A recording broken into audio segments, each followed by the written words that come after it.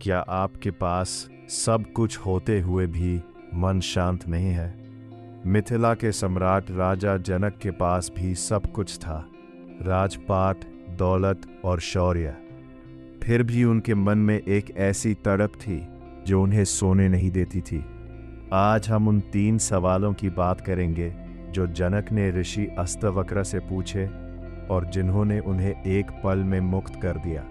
नमस्कार मित्रों, अष्टवक्र गीता के इस विशेष एपिसोड में आप सभी का स्वागत है। ये एक ऐसी यात्रा है जो आपको आपके अंदर के सच से मिलवाएगी। तो चलिए बिना किसी देरी के शुरू करते हैं राजा जनक और ऋषि अष्टवक्र का वो संवाद जो सदियों से लोगों का मार्गदर्शन कर रहा है। हम सब की जिंदगी में एक वक्त ऐसा आता है जब हमें लगता है कि ये सब पैसा, रिश्ते और कामयाबी ही काफ़ी नहीं है। एक ऐसी प्यास जो ख़त्म नहीं होती। हजारों साल पहले मिथिला के राजा जनक, जो सब कुछ होते हुए भी अंदर से बेचैन थे, उन्होंने एक ऐसे बालक से सवाल पूछा जो शरीर से 8 जगह से टेढ़े थे, लेकिन जिनका ज्ञान आकाश से भी ऊंचा था।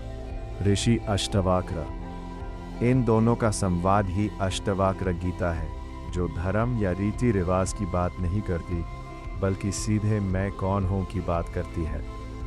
कथन ज्ञानम अवाप्नोति, कथन मुक्तिर्भविष्यति, वैराग्यम च कथम प्राप्तमेतद् ब्रूहि मम प्रभो। इस एक श्लोक में राजा जनक ने पूरी मानव जाति की तरफ से 3 महत्वपूर्ण सवाल खड़े किए हैं। पहला, ज्ञान। वो ज्ञान नहीं जो हम स्कूल या कॉलेज में सीखते हैं, बल्कि वो बोधा जो हमें बताए कि सच क्या है और भ्रम इल्यूजन क्या है। दूसरा, मुक्ति। क्या हम जीते जी उन चिंताओं और डर से आज़ाद हो सकते हैं जो हमें हर पल घेरे रहती है। तीसरा, वैराग्य। क्या बिना सब कुछ छोड़े हम अंदर से त्यागी बन सकते हैं? जनक ने पूछा, हे प्रभु, मुझे वो रास्ता दिखाइए जहां भटकन खत्म हो जाए।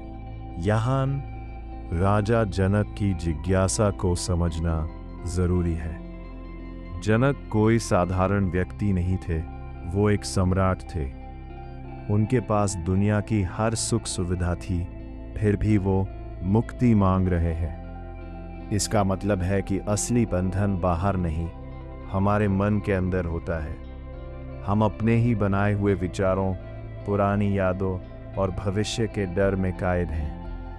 राजा जनक पूछते हैं कि वो ज्ञान कैसे मिले जिससे ये पता चले कि मैं ये शरीर नहीं, बल्कि वो अनंत आत्मा हूँ। वो पूछते हैं कि वैराग्य कैसे आए, क्योंकि जब तक मन बाहर की चीज़ों में उलझा रहेगा, वो कभी अपने अंदर नहीं झांक पाएगा। ये श्लोक दर्शाता है कि जब तक सवाल सही नहीं होगा, तब तक जवाब का कोई मोल नहीं। अष्टवक्र गीता हमें सिखाती है कि ज्ञान कोई मेहनत से पाने वाली चीज़ नहीं, बल्कि सिर्फ देखने की कला है। हमें यह समझना होगा कि राजा जनक कोई साधारण व्यक्ति नहीं थे। उन्हें विदेहा कहा जाता था, यानी वो जो शरीर में रहते हुए भी शरीर से मुक्त। लेकिन इतना ज्ञान होने के बाद भी उनके मन में एक आखिरी छटपटाहट थी। वो ये जानना चाहते थे कि क्या ज्ञान सिर्फ बातों में है या इसे जिया भी जा सकता है। उनका ये सवाल कथम जानम अवप्नोति दर्शाता है कि जब तक हमारे अंदर एक सच्ची तड़प पैदा नहीं होती, तब को आध्यात्मिक मार्ग शुरू ही नहीं होता।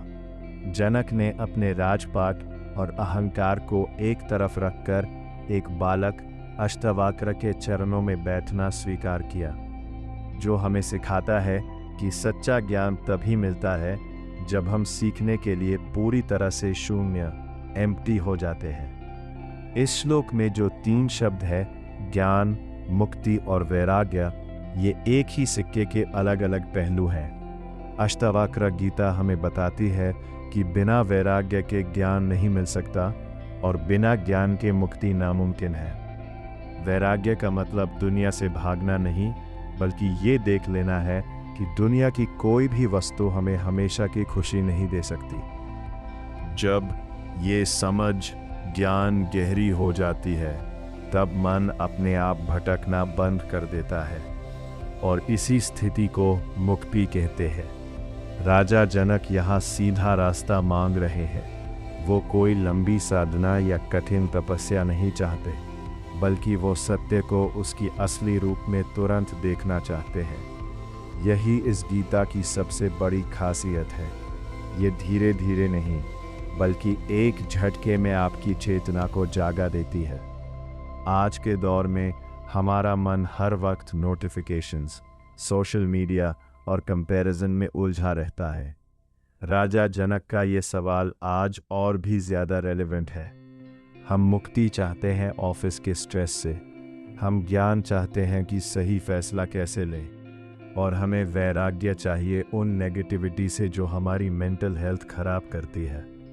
जनक का सवाल हमारा अपना सवाल है।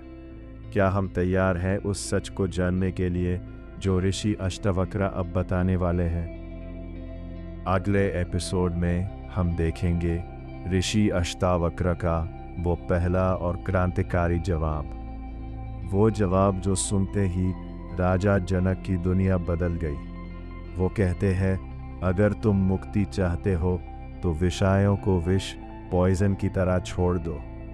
इस यात्रा में हमारे साथ बने रहिए। अगर आपको लगता है कि ये ज्ञान किसी की मदद कर सकता है तो इसे ज़रूर शेयर करें। अगले श्लोक के लिए सब्सक्राइब करना ना भूलें। मित्रों, अगर ये वीडियो अच्छा लगे तो कमेंट में राधे राधे लिखकर अपनी उपस्थिति दर्ज करें।